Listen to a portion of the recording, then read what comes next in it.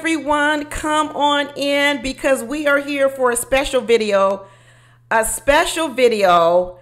a few of you, not all of you have asked for this video, but a few of you have asked for this video about the Simone Biles Jonathan Owens interview, all the hoopla going around.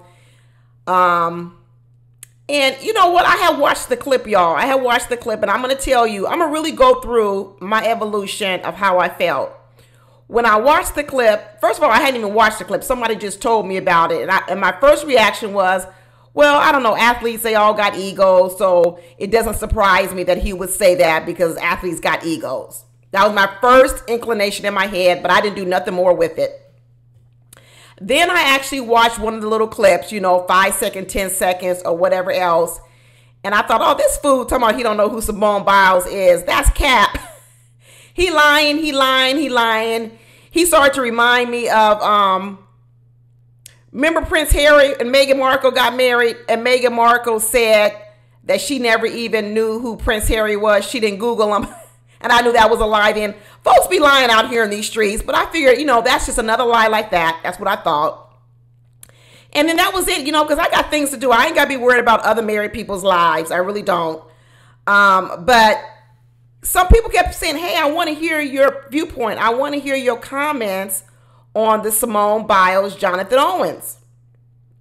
So I said, well, if I'm going to do a video, y'all know me, anybody who knows my channel, if I'm going to do a video, I need to really listen and hear what folks are saying. I'm not going to be able to just to look at these clips. I'm going to have to go look at the whole interview. So I went back and looked at the interview, at least the half of it that, you know, was about all this mess, but from the beginning to the end. And I'm going to tell you this, y'all, I've changed my mind. I'm going to make some people mad today. I don't agree with the crowd. I think the largest crowd out here right now is definitely Team Simone. Everybody's Team Simone. But there's a few people out here now getting mad at Simone because she was taking up for her husband. So I don't know what that's about. They angry at Simone. They calling Simone a pygmecia. She got low self-esteem. Then they're mad at Jonathan. And then I've even heard people talking about Simone ought to leave him because he's not really attracted to her and he's going to cheat on her and he's going to leave her and she might as well leave him now before he cheats on her. I was like, dang, this sounds like some projection. Are these psychics? They done predicted way down the line. They talking about leave him now because he going to leave you anyway down the line. Leave him now because behind closed doors, he's abusive to you. And I was like, good Lord, what's going on? So I listened to the whole video, like I said, the portion from the beginning to the end. And I'm going to tell y'all, I disagree with the crowd. I like the couple. Yep, I said it. I like the couple. I know it's going to make a lot of people mad. I like the couple. And in this video, what I'm going to do is I'm going to go over what I think went wrong. Just because I like the couple doesn't mean I didn't notice some things went wrong. Some things went wrong in this interview. I'm going to go over them because I think most of my blame in this interview of what went wrong is I'm actually not going to have any problems with too much of what Simone did. And I'm going to tell you why I don't have a problem with what she did. And in fact, I'm going to go a step further and say that if I were Simone, the greatest of all time, and I was in that same exact situation that happened to her, I'm going to say it again, that I'm not for sure I would have done too much different than Simone. Yep, I'm going to say that, which means if Simone is a pygmecia, I guess I'm a pygmecia, but I'm going to explain that. And then I'm going to talk about, I see how Jonathan got where he was. I'm going to talk about that. I'm going to talk about he was wrong in what he did, parts of it. I'm going to talk about that. Other parts, I'm going to talk about how I think he was misconstrued. People twisted his words. I'm going to talk about that. And then I'm going to talk about those men, the lynch mob, the interviewers. Who are their names? Jonathan Clark, Channing Crowder. What was the other man's name? Somebody Taylor. They're all married men, 40-something-year-old married men. So I hope their wives got with them after this interview. We talk about who needs to get checked. I hope the wives of these interviewers, Jonathan Clark, Fred Taylor, Channing Crowder, I hope their wives, after this interview, after what happened to this young couple's marriage in the public media, I hope their wives all check them. Because I'm going to tell you what, if one of those men were my husband and I see what happened on that interview and I see what the fallout has been in these young people's lives, I'm having a conversation with my husband behind closed doors, not to yell or scream at him, but to tell them that they have a better and bigger responsibility and they actually failed on their job as elders, married men who've been married for quite a long time. They actually failed this young couple. So that's what I'm going to talk about, because all you guys know on my channel, I'm an older married woman, and I do feel it's the duty of older married people to help younger married couples survive the world of marriage, because it's not easy. It's not easy. And we all say things in marriage. We do things in marriage that sometimes embarrass our spouses. Maybe it even puts them down in some kind of way. Maybe some feel disrespected. All those feelings happen in marriage.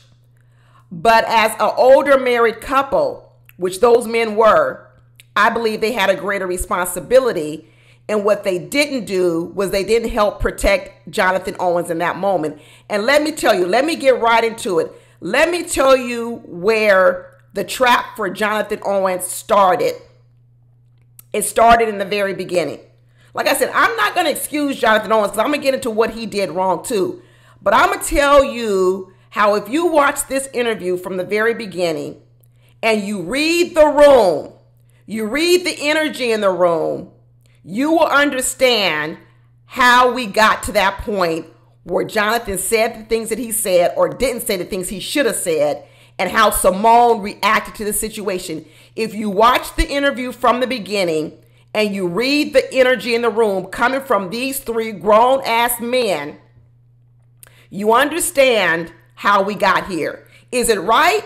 May not be right, but I understand how we got here. And because I understand how we got here, that's why I don't have no problem with what Simone did. Not at all. First of all, I want to say that as soon as the interview started, Jonathan couldn't even sit down. For all you people who haven't really watched the whole interview, Jonathan couldn't even get in his seat before Channing Crowder, this man right here, starts to bring up colorism. And he says, hey, light-skinned. First of all, I'm like, I don't know why are we talking about that? Why is that the way you greet a person based on the color of their skin? Okay? And I think you got to understand the football word a little bit because they started talking about it. Channing Crowder, he's light-skinned. He says, oh, well, you part of the light-skinned crew. Hey, light-skinned, come on in here. And you got pretty eyes. And you got dimples. So, first of all, I want to let y'all know who don't know how to read a room. What they're doing right now to Jonathan Owens is they're punking him. They're punking him.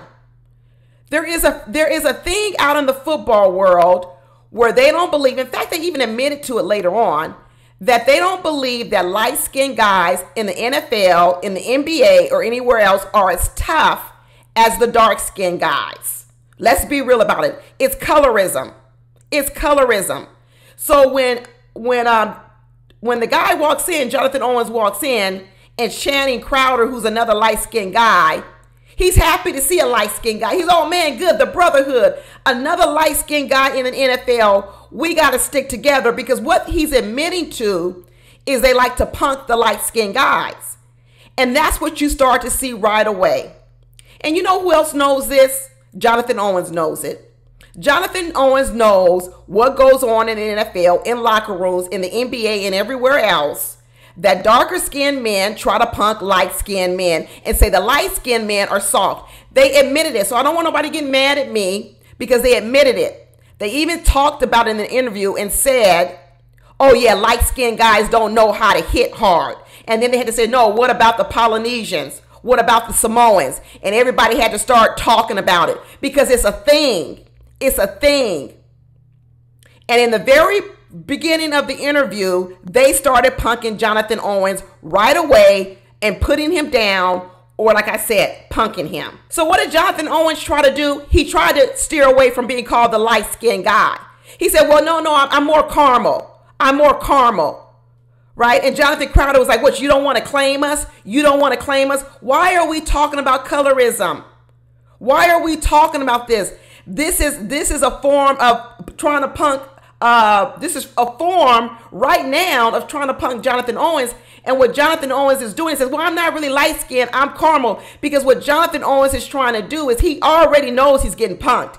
He's trying to say, well, I'm not really light-skinned, so give me a little bit more credit. I'm only caramel. It is all toxic and dysfunctional. It really is.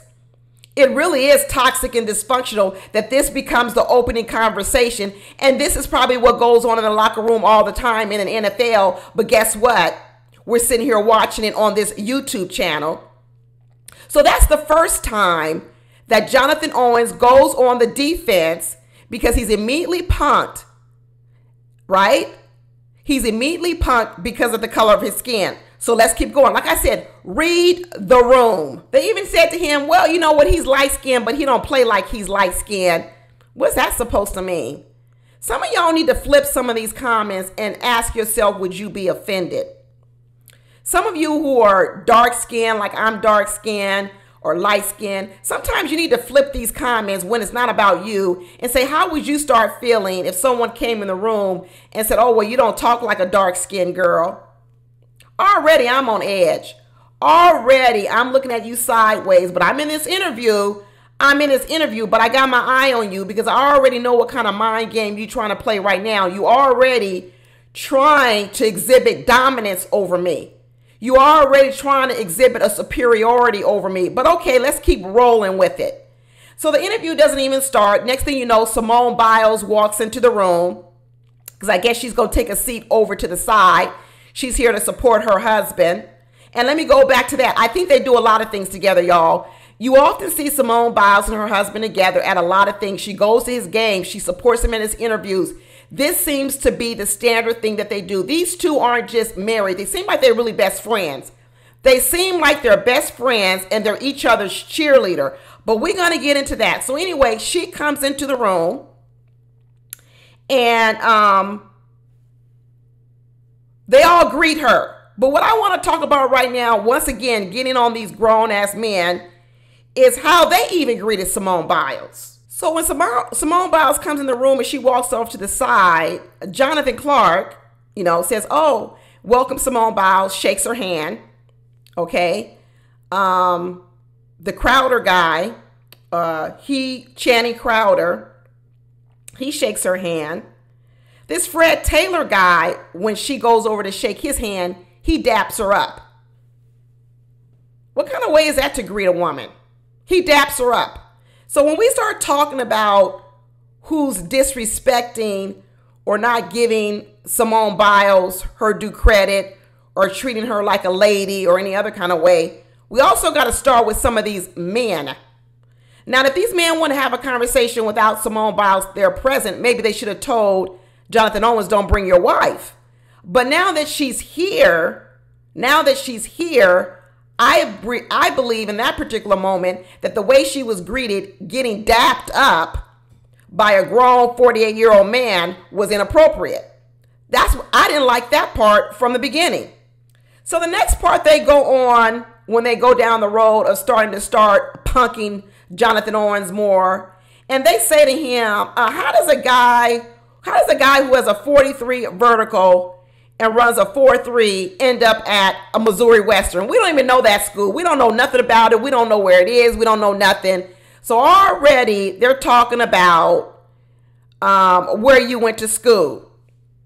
Where you went to school. You undrafted free agent. And I know that's the premise of the interview, an undrafted free agent, and here he is now in the NFL, 6 years in the league. I know that's the premise, so I know they want to tell his story.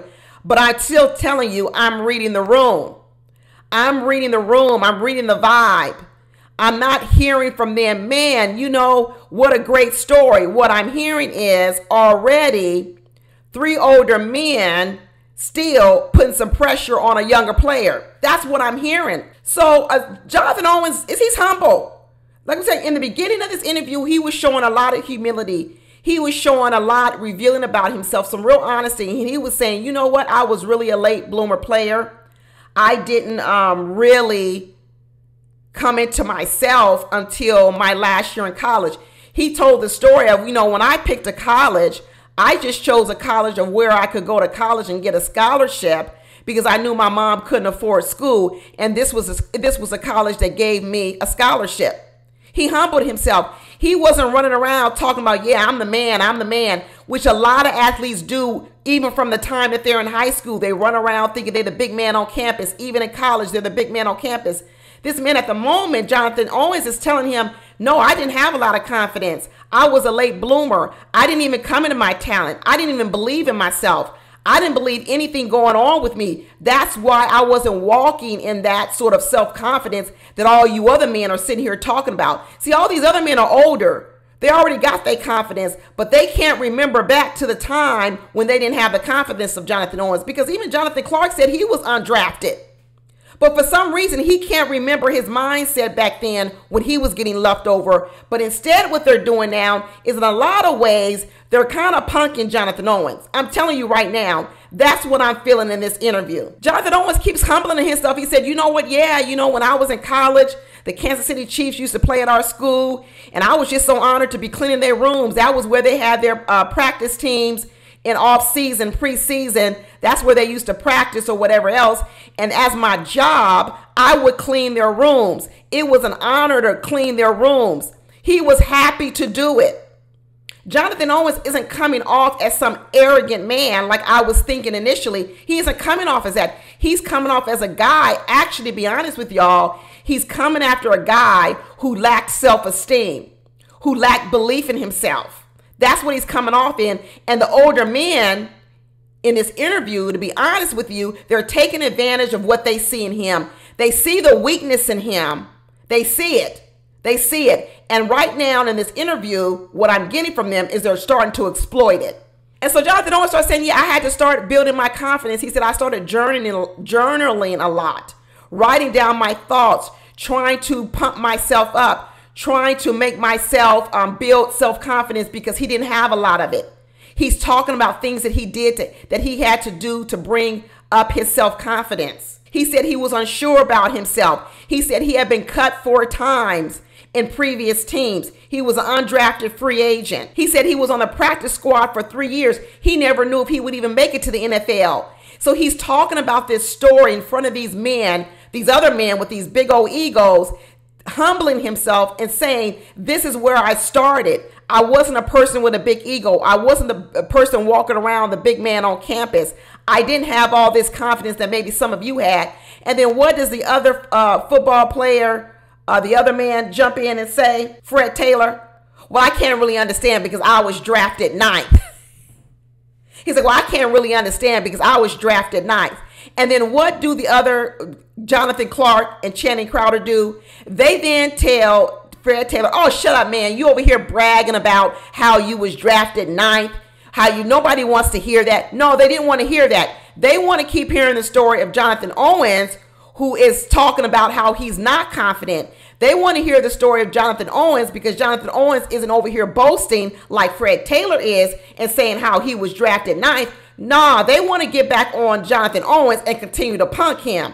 They don't want to talk up. They don't want to see no other man over here rise up, because this is a lot of ego in the room, y'all. It's a lot of ego. It's a lot of testosterone flying around in this room right now.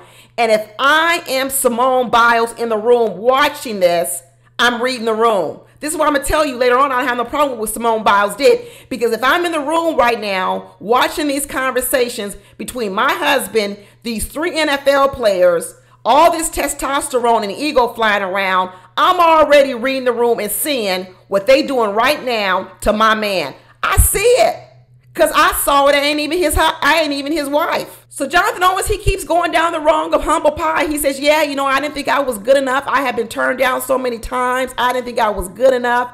And he's going on and on and on and talking about it. And finally, Channing Crowder says, well, I don't want to talk about this anymore. I don't want to talk about all this humble pie anymore, because that's what Jonathan Owens is serving up right now. He's serving up humble pie. in front of all them. Channing Crowder, the colorist, comes around and says, I don't want to talk about this anymore. He now wants to reintroduce the colorism, the same one he started with from the beginning. And he says, from us, all of us, pretty red dimes. Pretty red dimes, first of all. So we want to talk about a man thinking that they're the prize. Channing Crowder was the first one to introduce the fact that us pretty red dimes, that's what he called himself, and that's what he called Jonathan Owens. It's not what Jonathan Owens called himself, it's what Channing Crowder called himself. And a little side note, I saw another little clip about Channing Crowder talking to Kevin Hart, and in the Kevin Hart video, he starts talking about how he and his wife like to go to nudist resorts because they like to just walk around naked and look at a bunch of naked people. I'm not going to make no judgment on his marriage either, okay? But I just want people to know what was going on in this room and who was the crowd in the room, okay? Because sometimes we say the wrong thing and we do the wrong thing because there were some things, like I said, that Jonathan Owens said wrong. But when you know what's going on in the room, when you know what's going on in the room, it puts a lot of things in perspective. And he's sitting next to a man who starts talking about us pretty red dimes. How did you pull Simone Biles? It was this Crowder fella who interrupted the interview talking about his NFL career and switched the conversation immediately to how did you pull Simone Biles, because that's what he wanted to talk about. And I think it was in that moment when Jonathan Owens finally clued in to, wow, they really trying to punk me this interview. They really trying to punk me during this interview. I had already seen the punking going on. Maybe he saw it earlier on. I'm sure Simone Biles saw it going on. If you really watch the interview, you already feel the room, you know what's going on. And it was in this moment, I believe, it is when Jonathan Owens said, y'all not going to keep punking me. And that's when he said, well, maybe the question is, how did she pull me? That's when he said it. When that Crowder fella said, how did you pull Simone Biles? That's when Jonathan Owens said, how did she pull me? And when he first said it, I was like, oh, Lord, here we go. And I'm like, okay, here we go. Here it comes. What you talking about, Jonathan Owens? I know you're getting punked in this room, but don't go too far. This is what I'm thinking in my head, y'all. I know you're getting punked in this room. You getting punked in this room. Don't go too far with it. Watch yourself. Watch yourself, Jonathan Owens. I know right now you're getting punked, but watch yourself. And the minute he said that, what he said, the question is, how did she pull me? Jonathan Clark keys in on it, and just like I did and everybody else, he keys in on it. And what does he do as the older man? Does he try to keep this man, Jonathan Owens, out of trouble? Nah, he's an interviewer. He's an interviewer. He's here, I guess, to do his job. I don't know. He's here to do his job.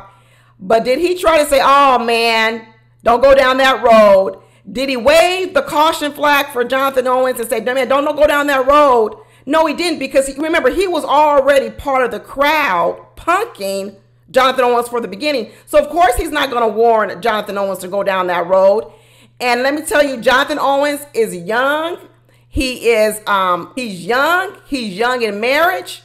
And let me tell you, some stuff starts coming out his mouth that he shouldn't have said. And there were no older men in the room looking out for him to pull him aside and say, man, choose your wisely. Let me coach you. Because let me tell you, what I'm talking about in coaching a young man in marriage, or even coaching a young woman in marriage, it should happen all the time. It should happen all the time. I don't know if all the commenters out here are not married. I don't know if they're not around married people. But anybody who's been married for any length of time, I would be hard pressed to find a married couple who cannot admit that there has been a time in their marriage where either they have felt their husband or their wife said something they shouldn't have said, and they were offended or hurt by it. Absolutely not. I cannot believe there is a marriage that exists where there hasn't been a moment in a marriage where a man or a woman has not felt that their husband or their wife has said something where they felt slighted. You could call it disrespect. You could have felt unappreciated. You can attach any word to it. Any word to it. It's bound to happen, and that's why you got to communicate with your spouse afterwards. But to believe that someone's never going to say something about you or to you that hurts your feelings or you think was wrong or disrespectful or whatever else, then it's not realistic. Marriage is not about always not having these moments. Marriage is about having these moments, sorting them out and figuring them out and moving forward. And I don't know why there's so much out here in the media right now about calling for these two to break up and get a divorce over this moment. To me, now that I've seen the whole video, y'all, it actually sounds ridiculous. Ridiculous. But anyway, let me keep going. So anyway, Jonathan Owens they're all laughing. They're all kind of looking at him sideways. I'm looking at him sideways. We all looking at him sideways because that first statement was says, no, how did she pull me? That's a stretch. That's a stretch. Because I am like everybody else. I don't really know who Jonathan Owens is. I didn't know him until he married Simone Biles. So I'm just like everybody else. Jonathan Owens is Simone Biles' husband. That's what I'm thinking in my head. That's what I'm thinking. He is Simone Biles' husband. So I don't know how he's talking about how did she pull me. But I'm going to listen to you, Jonathan. I'm going to listen to you. So he goes on and tells the story of how he had just arrived in Houston. And it was the beginning of COVID. And he then tells, well, prior to then, he said he and a friend were talking back when he was in Arizona. And his friend told him about the app Raya, which is a dating app. Right then, I said to myself, oh, that's interesting. That's real interesting. How many men, NFL players out here in the world, would admit that they were on a dating app? Most NFL players are so big, egos are so big, they wouldn't even admit that they went on a dating website. They wouldn't admit it. They wouldn't want you to believe that they got to go on a dating website to meet women. They would want you to believe that women fall at their feet all the time and they don't have a problem meeting women. This Jonathan Owens, like I told you, there's a lot of moments where Jonathan Owens, when he's sitting in front of these men, these three grown men, where he shows what I feel they believe was weakness, where he showed these vulnerable moments where a lot of men would never, ever admit to it. Jonathan Owens admitted that he was on a dating website. And there are a lot of men whose egos, especially NFL players, would never admit. They wouldn't even go on the dating website because they wouldn't even want the optics of it. And if they did go on it, they would never tell people. That's part of Raya's whole thing. Y'all know, if y'all know about Raya, Raya is very secretive. You can't even talk about people who are on Raya because they will kick you off. That's how secretive, that's how discreet the people on Raya want to be. And here's Jonathan Owens in this moment admitting that, yeah, I went on Raya. I went on a dating app to meet women. Once again, Jonathan Owens is showing another level of vulnerability and weakness in front of these men. And I'm going to tell you, throughout this whole interview, these men pounced on these moments. They pounced on them. So then he says, you know what? He was on the app or whatever, 2 days later or whatever, he goes home and Simone Biles pops up. That's what he said. She pops up on the app and he looks at her, he sees her, and he says, oh, a gymnast. This is when all the cap starts coming, y'all. This is when the cap starts coming. And he's capping, y'all. He is absolutely capping. But I guess the only grace I'm giving Jonathan Owens is because now that I've read the room, now that I know what's going on, I feel like this is the attempt of Jonathan Owens to save a little bit of dignity in front of these men. Because I'm telling you, they are going deep on trying to punk him. So now he says, yeah, she pops up on my app. And I didn't even really know who she was. This is one of the biggest cap of all time. I thought, you know what? It's about as big of a cap as Meghan Markle did with Prince Harry. Meghan Markle told everybody to our face on that Oprah Winfrey show that she did not know who Prince Harry was. She did not Google Prince Harry, and she know nothing about the monarchy. A whole monarchy. Meghan Markle told us that. And do we believe it? No. Just like we don't believe Jonathan Owens. But when Meghan Markle said she didn't know nothing about Prince Harry, didn't nobody tell Prince Harry to divorce her. But anyway, let's keep going. So then he says, you know what? Once she popped up, I swiped on her and then we matched. That's what he said. He said he swiped on her and then they matched. And he said that's when they matched. And what he was saying was that she had already swiped on him and that's why they matched. Because y'all know in order for you to match, you both have to swipe on each other. So the fact he's saying that once I swiped on her, we matched. And what he's saying is that meant that she had swiped on him first. That's what this becomes about. Who swiped on who first? This is what we're talking about. These are married people. Who swiped on who first? And what he's saying is because I swiped on her and we matched, that means she was the one that swiped on me first. And then he said, then next thing he noticed, he had all these likes on his Instagram. This is the story. So this is when the story starts to become about Simone Biles chasing Jonathan Owens. But I'm going to say right now, I don't consider that chasing a man because she swiped on him. I don't know. This is the dating scene now. This is what the dating apps do. And I guess women are saying you can't swipe on a man. You can't like a man's picture. You can't wink at a man. You can't do none of that. Because if you wink at him, if you give him a smile, if you give him anything, that means you're chasing him. That is stupid, women. Don't listen to that. If you single out here and you feel as if because you wink at a man or whatever, or you swipe on a man, that makes you thirsty, then that's horrible. You shouldn't think that. Because this is no different from my days when people used to say, don't smile at a man in the street because if you smile at him, that means you want him. Nah. That's all. When you smile at a man in the street, all that's really doing is that's giving him the go ahead. Then he can now approach you or talk to you. That doesn't make you thirsty. I don't know why women are so worried about looking thirsty because they may smile at a man or they may like a picture of a man or they may swipe on a man. I mean, unless you up here giving him booty shots and laying it out there and doing all that, I don't consider that being a pick-me-sha, and I don't consider that being chasing a man. I consider that flirting with a man. Back in my day, smiling at a man was flirting. Today's world, swiping on a man's picture on an app is flirting. It's not thirsty. It's two different things. It is two different things. Thirsty is a whole nother level. Thirsty is a whole nother level. Even if she did swipe first, I don't have a problem with it. Maybe people do out here in the world. I don't.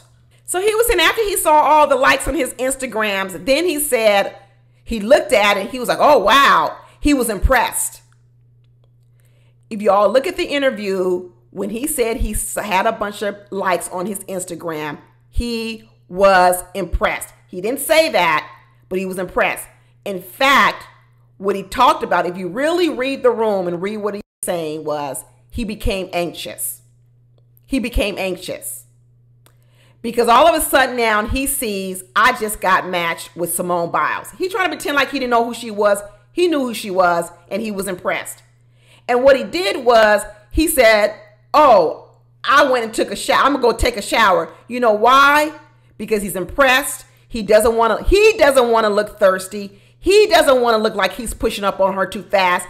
So he says, I'm going to go take a shower and calm down. That's what I believe. This is my story. This is my YouTube channel, and that's what I believe. Because I'm listening to him. I'm watching him. And the way he's telling the story, y'all, on the surface, he is absolutely capping. He's absolutely capping, talking about he didn't know who Simone Biles was. But if you also listen to what he says is, he's also talking about a level of he's not even believing this is happening. Because there's a part when he says he goes and takes a shower, and next thing you know, when he comes back, she had messaged him. And you know what he said to the men when he's telling this story? He says, I didn't believe it. I thought it was fake. Did you hear what I just said? He said that when he got out the shower, which I believe was a stall tactic, when he first saw the likes, he didn't know what to do. He's gathering himself. He's trying to figure out how he gonna handle the situation. When he gets out of the shower, next thing you know, Simone Biles actually had texted him, messaged him. And you know what he said? He says, oh no, this has got to be fake.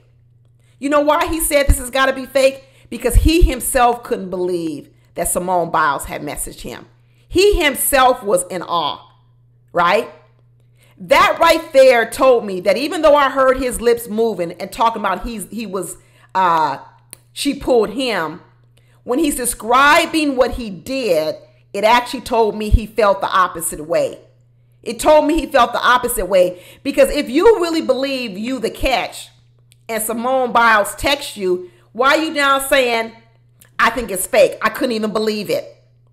You shocked yourself. You are shocked yourself that Simone Biles is writing to you. So then he starts capping more. Talking about, you know what? I saw she had a bunch of followers, so I knew she must be good. Boy, this is the part where he went really wrong. This is the part where I believe he's trying to save face in front of these men. Because like I said, these men have been punking him. He's trying to save face in front of these men, but it's coming out all wrong. He's looking real bad. He's looking bad to the point where even Jonathan Clark looks at him and turns his head like this, says, okay, man, I'm not believing none of this, but I'm going to let you keep talking. Jonathan Clark is looking at Jonathan Owens the same way I'm looking at him. He said, I'm not believing all this. But when I go back and actually look at the interview and really watch Jonathan Owens, he's actually talking out two sides of his mouth. In one way, he's talking about how Simone Biles pulled him. But in another way, he's also talking about how he was in awe of her, the fact that, wow, she even texted me. So he goes on to say that, you know, they texted each other back and forth on Tuesday. By Friday, they're actually hooking up and going on a date. He says it's around COVID time. He's in Houston. And then he adds in the part that, you know, when she drove down to where he was in Houston, 45 minutes away, she came to see me. He flexing. He is absolutely flexing on these men because these men have been punking him. They've told him basically, you basically Simone Biles' husband. How did you pull her? He's trying to flex and say, no, I'm a catch too. And he says, in fact, you know what? I'm going to tell you guys, I'm a catch too, because she even drove down to where I was 45 minutes away. He is absolutely flexing out here. He's absolutely capping. And I see it. I see it all. But a part of me understands it. A part of me understands why he's flexing and capping so much, because I've witnessed this punking going on with him. And I'm going to tell you, it was so very evident. And it was in this moment that now Jonathan Clark, the elder of the group, this 45-year-old man, doesn't help Jonathan Clark get out of this mess he's already starting to get himself into as the elder. He says, I'm going to dig him a deeper ditch. And the ditch Jonathan Clark builds for Jonathan to step into, because he does step into it. He says, oh, so you the catch. Jonathan Clark was the one that then said, oh, so what you trying to tell us, Jonathan Owens, is that you the catch, that he's actually punking him. He already sees the ditch that Jonathan Owens is digging for himself. And Jonathan Clark just says, well, let me build a deeper ditch for him. He says, oh, so you the catch. And what does Jonathan Owens do? He walks right down into that ditch. And he says, well, I always say that men are the catch. Woo, he deep down the ditch now. Now they got Jonathan Clark where they want him. Let me tell you, they already want a chokehold on Jonathan Clark. They already been punking him all interview long. Now they really got him down in this ditch. Oh, and the wife is sitting right there. Instead of helping him get out of the ditch, they build a digger ditch from him, and Simone Biles is sitting right there. So then Jonathan Clark, what he says, oh, so you the one, you booked Simone Biles. He's punking him. He said, oh, so you booked Simone. He's saying, you the catch. So you didn't book Simone Biles. Simone Biles booked you. And the reason why I know Jonathan Clark started going down this aisle, this road of you're the catch, is because it's actually what Jonathan Clark believes too. Hear me out, y'all. What Jonathan Owens said was he was the prize, or he was the catch, or whatever else you want to. He said, I'm the catch. And the reason Jonathan Clark was getting this to come out of Jonathan Owens is because I believe it's what Jonathan Clark believes too. I think Jonathan Clark does believe that he's the catch even in his marriage. But he's smart enough never to say it on camera. And you know why I know he believes it? Because at one time during this interview, his friend, the Crowder fella, says, "Oh, now you sound like Jonathan Clark." You see, that revealed right then and there that when Jonathan Owens said he was the catch, it was revealed that he wasn't the only one in that room that felt that they were the catch in their marriage. The difference is that Jonathan Owens said it out loud and on public. And the truth of the matter is Jonathan Clark believes it too. Jonathan Clark believes it too. So now what Jonathan Clark is doing is he's letting Jonathan Owens be his mouthpiece, because he knows he can't go out here and say it because he'll get crucified. But what he starts to do, what Jonathan starts to do, is he starts to continually bait Jonathan Owens to come on out and say these things, because it's also the way I feel, but I don't want to take the hit for it. But what I'm going to do is I'm going to keep setting you up for you to keep going down this road that you're going down. And what Jonathan Owens doesn't know is he doesn't know what he's doing. He's not really seeing how deep of hot water he's getting himself into, because I don't believe it was Jonathan Owens' intentions to act as if he did not love or think that his wife was attractive. I know a lot of people are saying that. I think what Jonathan Owens was trying to do was he was trying to stand up to these men in this room who were bullying him and making him feel that he was nothing. And what he was saying is, you're not going to now use my wife to make me feel even less than. You already did it when we were talking about football. Now you're going over here into my marriage and you're going to try to now paint me as being the punk of my wife. And now what I'm going to do is I'm going to start capping. I'm going to start talking and sticking my chest out because I'm already starting to feel what's going on. That's what I feel. That is exactly the way I feel. And I believe that Simone Biles read the room and she too knew what was going on. Because if I was Simone Biles sitting in that room watching that, I would have read the room and I would have seen what was going on. And so when Jonathan Clark goes to him and says, well, you really booked, Simone Biles booked you. He said, well, she did though. She did though. And like I said, that was one of the clips that I had seen. I was like, oh my gosh. Now that I see it in context, I'm understanding a little bit more what he was saying. Because also what Jonathan Owens was talking about was he said she did kind of book me. Because honestly, I wasn't looking for nothing serious. This is really what he was saying. He was saying she did kind of snag me. She did kind of snag me because I wasn't looking for nothing serious. I was just looking to play out here in these streets. I wasn't looking for nothing serious. And what she did was she took me, who wasn't looking to settle down at 28 years old, which is considered early for a lot of men to get married. I wasn't looking at 28 years old, only two years into the league. I was not looking to settle down with no woman, period. So in a lot of ways, when he says she booked him, he says she did though, because what she did was she changed my mind. That's what he's saying. He's saying she changed my mind. It was Simone Biles who was the one that came into my life, and a man who wanted to play out here in these streets, only 2 years in the league, trying to concentrate on my football career. And I met Simone Biles, and Simone Biles changed my mind. That's what he's saying when he said she really did book me, because she was the one that changed my mind. He said I was fighting it. I was fighting it. I wasn't ready to commit. So then what does Jonathan Clark do? The elder of the group. What does the elder group of the do? He goes back and he gets his shovel and he says, let me dig a deeper ditch for you, Jonathan Owens, to fall into. I'm not going to help save you. I'm going to not help coach you. I'm not going to help counsel you. I'm not going to do none of that on this interview. What I'm going to do is I'm going to go get a shovel and I'm going to dig a deeper ditch. And what Jonathan Clark then says to him, what he says is, oh, so you didn't really want Simone Biles. And now everybody's laughing in the room. Everybody's clowning Jonathan Owens. And at this point in time, I'm starting to realize that if I'm Simone Biles, I'm feeling uncomfortable. Okay? Jonathan Owens is over here probably realizing now I done dug a ditch I can't get out of.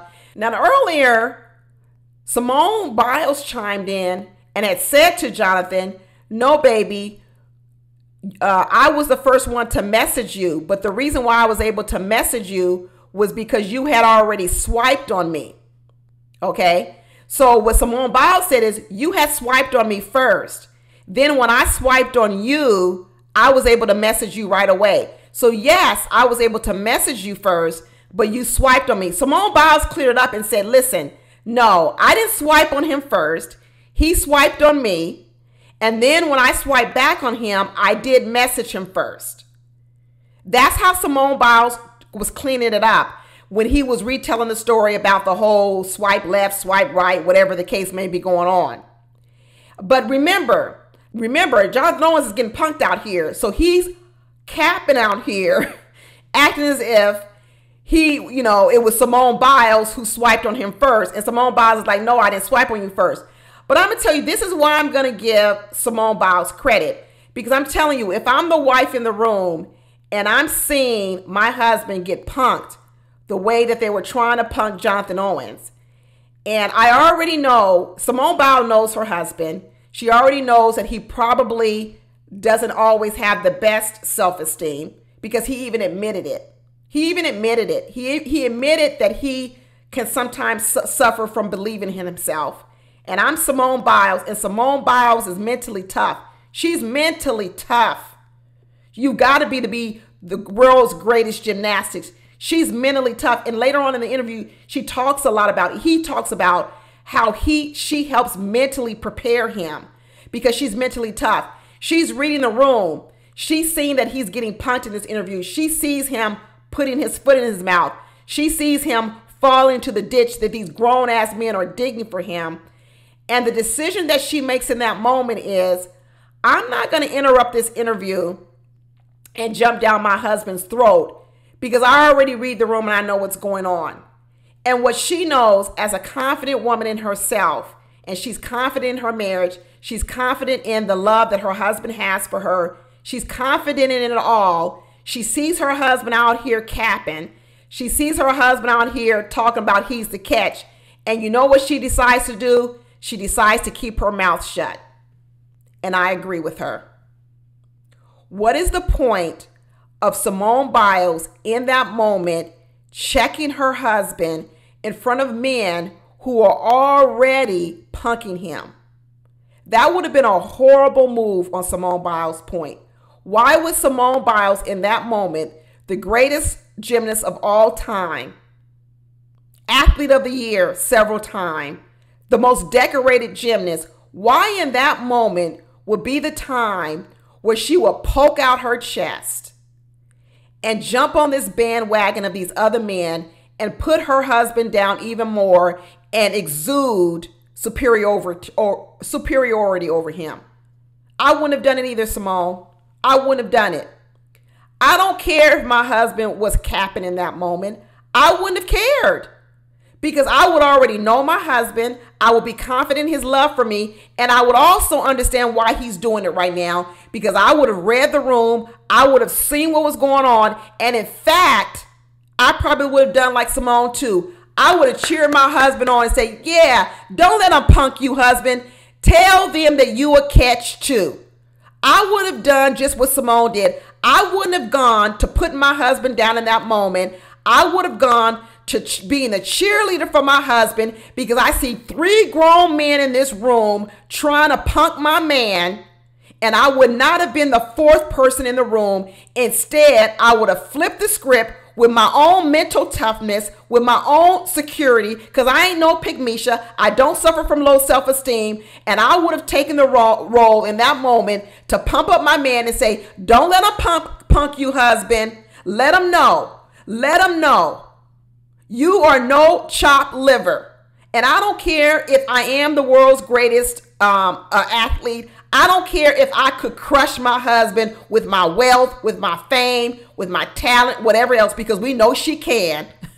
We know she can. But let me tell you something about a person who has power and is who humble. I gained a new level of respect for Simone Biles.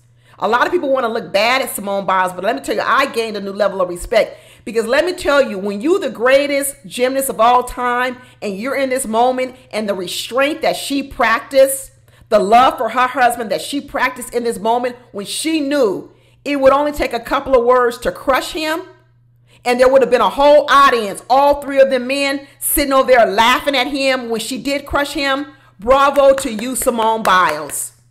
That's why I'm telling you, I can't agree with no one out here in these streets. I can't agree. I'm team Simone Biles and what she did.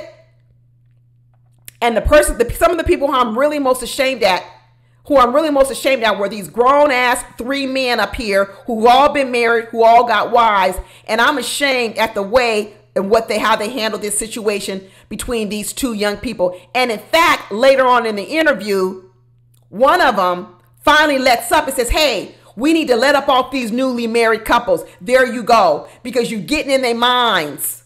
These older men knew what they were doing. They knew they were getting in these minds, and they were mind effing Jonathan Owens. And he's not mature enough to see it. He's too young in his marriage. He's too young in his life to have seen it. And these men knew what they were doing to him. And when Jonathan Clark sat there and said, well, you didn't really want Simone Biles, Jonathan Owens said, no, I wouldn't say that. He said, I wouldn't say that. And they were still laughing at him, and they were laughing over him. He said it. He said, no, I wouldn't say that I didn't want Simone Biles. He was saying that in that moment, I was afraid to commit. I wasn't looking for anything serious at all. That's a story of a lot of people. But what he's saying is it comes around when you least expect it. I wasn't looking for it. I didn't want it. It had nothing to do with I didn't want Simone Biles. He's saying I didn't want a committed relationship, period. And what he's saying is this girl came in here and she changed my mind.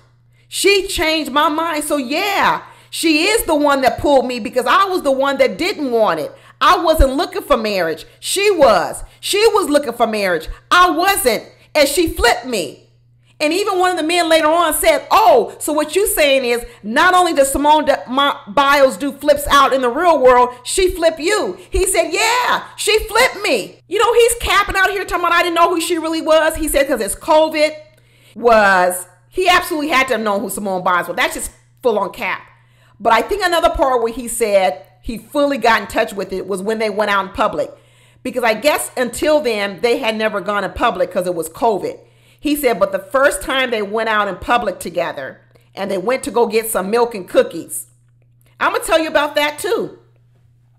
Here's a grown man admitting that he went to go get milk and cookies with this woman. Milk and cookies has the symbolism as for little kids. It does. Here's another grown-ass man playing football, admitting to these grown men, football players who are already punking him, that I went to go get milk and cookies with my girl.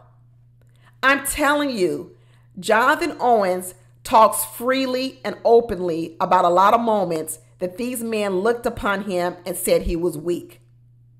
And he said, well, when we went to go get these milk and cookies, he was shocked at all the young girls who noticed her, who were running up to her, who were shaking, just looking at her. And he said he was in awe of it. He said he was in awe of it. And there was a point in time when Simone Biles interrupted him in this little part and said something like, oh yeah, it was the #1 cookie spot. And let me tell you, another reason why I know he loves this woman is because when she chimed in on the story, when she started speaking, the attention that he gave her words, the way he looked at her and let her have the floor and deferred to her. I'm going to say it again. I saw it in this man's eyes. The way he deferred to her told me that this is not a man who thinks less of his woman. This is not a man who thinks that his wife is not a prize, that he's not attracted to her, that he doesn't love her. I don't agree with anyone out here who's saying that about this couple. I don't agree with it at all. And I think it's kind of reckless to say that Simone Biles should break up with this man over this incident. It's absolutely reckless. So when he said, this is when I realized how popular she was. And that's when the Fred Taylor guy says, oh, so she flipped you. She flipped the script on you. She doing flips out here. She flipped you.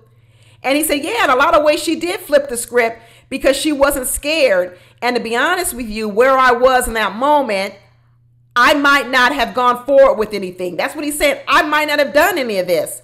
If she hadn't been the one to message me first, what he's also saying is I probably wouldn't have even messaged her, shot a shot at her or anything. Not only because people want to say it's because he didn't find her attractive. No, I think he wouldn't have done it because I don't think he would have had the confidence to do it. I don't think he would have had the confidence to shoot his shot at Simone Biles, to be honest with you. I don't know who swiped first, whether it was him or whether it was Simone Biles. But based on what I saw with Jonathan Owens, y'all, I don't know if Jonathan Owens would have even had the confidence to even swipe on Simone Biles. And I'm okay with that. And I'm okay with Simone Biles having the wherewithal of her own self to know I'm the greatest gymnast of all time. And I know out here in the world, there are a lot of men who will be intimidated, who wouldn't even have the confidence to swipe on me. And so I'm okay with swiping on a man first. I'm confident. I know who I am. And I understand that because of who I am, some men may need a little bit more encouragement. Some men may need a little bit more encouragement. So it's okay if I wink at them. It's okay if I talk to them first. It's okay if I swipe at them first, because I know a lot of men may need that out here. And I don't have a problem with it. And I don't think it makes Simone Biles thirsty. I think what it makes Simone Biles does is she realizes who she is. She realizes that she may intimidate a lot of men. And also, just like she says, I know what I want and I know what I like, and I'm not afraid to go after it. I don't have low self-esteem. I don't have low self-esteem. And I'm okay with doing swiping first. I'm okay with it too, Simone. I'm okay with it. Even in the end, when the men, the dogs, the men in the room start pulling back and they start saying, we don't want to mess up the newlyweds. Well, you already made a mess of it. You know you did. And they said, well, let us pull back because we don't want to be messing up no newlyweds. They said, because in the end, I don't care how good of a safety this man could ever be. He ain't going to ever be as good enough as Simone Biles in gymnastics. And Jonathan Owens sat there and said, just like this, I give it to you. You right. That's what Jonathan Owens said. He relinquished and said, you right. He acknowledged his wife as being the greatest. And then it was Simone Biles who chimed in and said, no, baby, don't say that, because I believe Simone Biles is his biggest cheerleader. Simone Biles is the one that wants him to feel more confident about himself because she knows that's what's needed to being a great athlete. And Simone Biles chimed and said, no, honey, because what I keep saying is everyone may now look at you as being Simone Biles' husband, but there's going to come a day when you're going to be so great that they're going to say that I'm Jonathan Owens' wife. And she's speaking life into that man. She's speaking life into that man when these other men have clowned him, have punked him. Simone Biles already knows who she is. She already knows who she is. She doesn't need to humble her husband and put her husband down when she sees her husband is getting punked by other men, when she already knows, Simone Biles already knows her husband suffers from probably low self-esteem in some areas. And she's decided that in this marriage, I'm not going to be another person who tells him he's not good enough. I'm going to be the wife, the person that tells him he is good enough. He can be great. I don't have to step on him.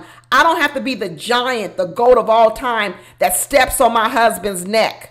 And I applaud her for that. And Crowder looked at her and said, oh, that's so sweet. Because we already know she could crush him. She knows she could crush him. But she don't need to flaunt it. She don't need to flaunt her wealth. People always want to talk about Simone Biles, how she dresses. Simone Biles don't flaunt her wealth. Everybody always talking about Simone Biles' hair. Why don't she do it? Simone Biles does not flaunt a lot of stuff. That is not who she is. And it's not going to be the wife she's going to be either. She don't need to step on the neck of her husband. Some people feel like that he disrespected her. She don't feel disrespected. She don't feel disrespected. And to be honest with you, if I were her in that moment, I too would not have felt disrespected by my husband, because I would have read the room. I would have seen what was going on. And I'm telling you, I guess me and Simone Biles are both pygmishas. I would have seen what was going on, and I would have encouraged my husband also to speak up and say that he is just as good a catch as I am. Because if I'm out here in the world and getting a lot of accolades, a lot of them every single day, people are pumping me up if I'm Simone Biles. I don't need this moment. I don't have to be in the spotlight all the time. I don't have to be up on the podium all the time. If my husband wanted to sit up and be number one on this day and put me down as number two, that's fine, because I'm number one all the other days. I don't have to be number one all the time. So I'm sorry. I'm sorry this video was probably made a lot of people mad.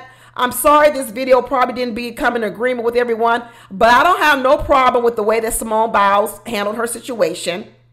And I'm like, leave these people alone. Leave them alone. Leave them alone. Anyway, that's it, y'all. Talk to you later. Bye.